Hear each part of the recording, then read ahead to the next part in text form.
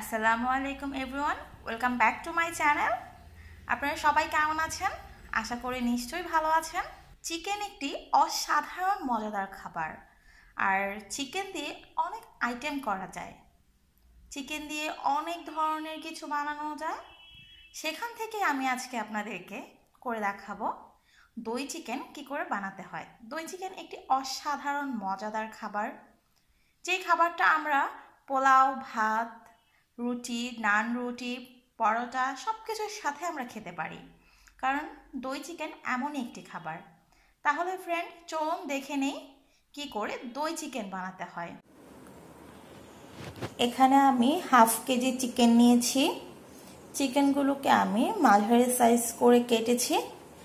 এখন আমি এখানে 250 টক দই দিয়ে দেব।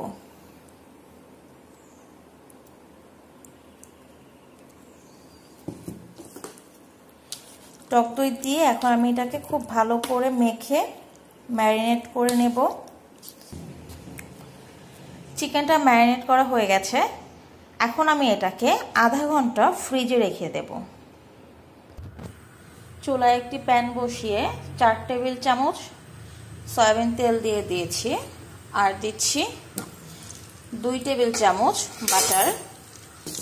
বাটারটা গলে যাচ্ছে।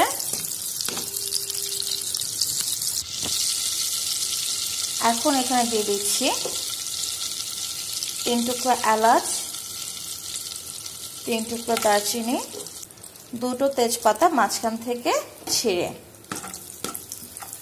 এখন আমি এই মশলাগুলোকে একটু ভেজে নেব। 1 কাপ পেঁয়াজ কাটা দিচ্ছি। এবার 1 কাপ পেঁয়াজ কাটা দিয়ে দিয়েছি। এখন পেঁয়াজটাকে আমি একটু ভেজে নেব। বাদামি করে ভাজবো না, শুধুমাত্র ভেজে নরম করে নেব।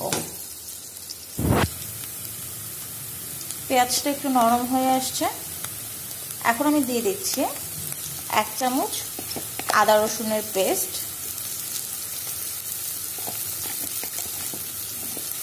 1 চামচ আদা রসুনের পেস্ট দিয়ে দিয়েছি।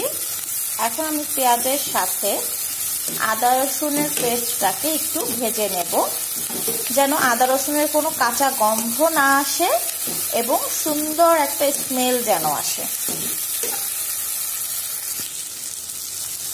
আমার পেঁয়াজটা ভাজা হয়ে গেছে আদা রসুন সহ।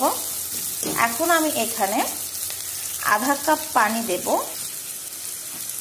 গুঁড়া মশলাগুলো যেন পুড়ে না যায় সেজন্য। দিয়ে দিচ্ছি 1 চা চামচ হলুদ গুঁড়া, 1 চা চামচ মরিচ গুঁড়া, 1 চা চামচ ধনে গুঁড়া, আর 1 চা চামচ জিরে গুঁড়া। এখন এগুলোকে আমি একসাথে মিশিয়ে দিচ্ছি। মিশিয়ে আমি মশলাটাকে কষাবো, যেন গুঁড়া মশলার কোনো গন্ধ না আসে, কারণ কাঁচা মশলার গন্ধ আসলে সেটা খেতে খুবই খুবই বাজে লাগে। আর যেই জিনিসটা দেখতে এবং স্মেলটা সুন্দর না হয়, সেই জিনিসটা খেতেও আমরা মজা পাই না এবং আমাদের রুচি হয় না সেই জিনিসটা খেতে। যে জিনিসটা দেখতে সুন্দর, স্মেলটা সুন্দর, সেটা খেতেও আমাদের অনেক রুচিসম্মত মনে হয়, তাই আমরা খেয়ে অনেক তৃপ্তি পাই। এখন আমার মশলাটা কষানো হয়ে গেছে। এখন আমি এখানে আমার ম্যারিনেট করা চিকেনগুলো দিয়ে দিচ্ছি।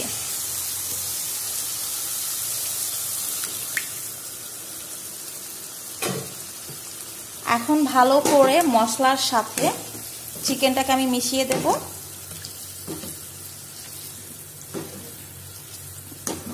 টক দইয়ের মধ্যে চিকেনটা ম্যারিনেট করে রাখার কারণে চিকেনটা সেদ্ধ হতে খুব বেশি সময় লাগবে না আমাদের। সম্পূর্ণটা আমি সুন্দর করে মিশিয়ে দিয়েছি। এখন আমি এখানে দিয়ে দিচ্ছি স্বাদ অনুসারে লবণ।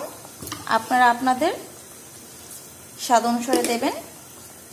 কেউ লবণ কম খেতে পছন্দ করে, কেউ আবার একটু বেশি খান। এখন আমি লবণটা দিয়েও একটু মিশিয়ে দিচ্ছি। আমার এটা মেশানো হয়ে গেছে। এখন আমি এটাকে 5 মিনিট কষাবো। আমি ঢেকে দিচ্ছি, 5 মিনিট পর ফিরে আসি। আমার মাংসটা অনেক সুন্দর করে কষানো হয়ে গেছে দেখেন। আর এখানে কিন্তু আমি কোনো এক্সট্রা পানি ব্যবহার করিনি, মাংস থেকেই পানিটা বের হয়েছে।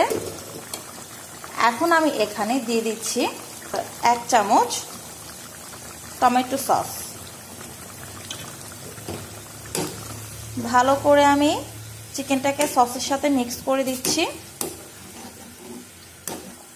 চিকেনটা সসের সাথে মিক্স করা হয়ে গেছে। এখন আমি এটাকে সেদ্ধ হওয়ার জন্য সময় দেব। আর এখানে আমি কোনো এক্সট্রা পানি দেব না, এই চিকেন থেকে যে পানিটা বের হয়েছে ওই পানিটা দিয়ে চিকেনটা সেদ্ধ হয়ে যাবে। এটা সেদ্ধ হতে আমার 15 থেকে 20 মিনিট সময় লাগবে। যেহেতু আমি এখানে টক দই দিয়েছি, খুব একটা বেশি সময় লাগবে না। তাহলে চিকেনটা সিদ্ধ করে নেব। আর এখন আমার চুলার আঁচটা মিডিয়াম টু হাই দিয়ে রেখেছি। তাহলে ফিরে আসছি 15 মিনিট পর। আপনারা দেখতে পাচ্ছেন আমার দই চিকেনটা হয়ে গেছে, ঝোলটা সম্পূর্ণ শুকিয়ে গেছে। এখন তরকারিটার মধ্যে একটা গ্রেভি ভাব চলে এসছে দেখেন। আমার চিকেনটাও সেদ্ধ হয়ে গেছে, রেডি হয়ে গেছে আমার দই চিকেন। এখন আমি এটাকে সার্ভ করতে নিয়ে যাচ্ছি। হয়ে গেছে আমার দই চিকেন। আপনারা দেখতে পাচ্ছেন এটা দেখতে কতটা সুন্দর লাগছে এবং দেখে মনে হচ্ছে যে এটা অনেক ইয়াম্মি। আসলে এটা খেতে অনেক ইয়াম্মি হয়েছে। আমার আজকের রেসিপিটি যদি আপনাদের ভালো লেগে থাকে তাহলে অবশ্যই আমার চ্যানেল সাবস্ক্রাইব করবেন আর ভিডিওটি ফ্রেন্ড অ্যান্ড ফ্যামিলির সাথে শেয়ার করবেন। আপনারা সবাই ভালো থাকেন, সুস্থ থাকেন, সুন্দর থাকেন। আজকের মতো বিদায় নিচ্ছি।